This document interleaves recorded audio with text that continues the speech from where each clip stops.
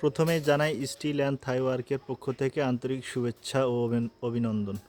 তো আমরা চলে আসছি সৌদি প্রবাসী মিলন ভাইয়ের বাড়িতে। তো আপনারা দেখতে পাচ্তেছেন যে আমরা রুইতন ডিজাইন করেছি বল দিয়ে এবং চিংড়ি ডিজাইন, রুইতন এবং চিংড়ি ডিজাইন দুটাই মিক্স করা হয়েছে।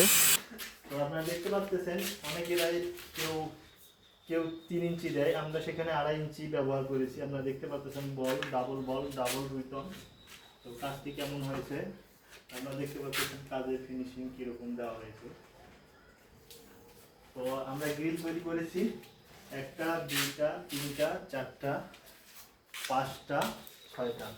তো আপনারা দেখতে পাচ্ছেন কাজের সাইডের ফিনিশিং, আপনারা দেখতে পাচ্ছেন যে মাপটা সুন্দর করে নিয়ে যাওয়া হয়েছে। তো আমার এই কাজগুলো কেমন হয়েছে তা অবশ্যই আমার এই ছোট্ট চ্যানেলটিতে জানাবেন।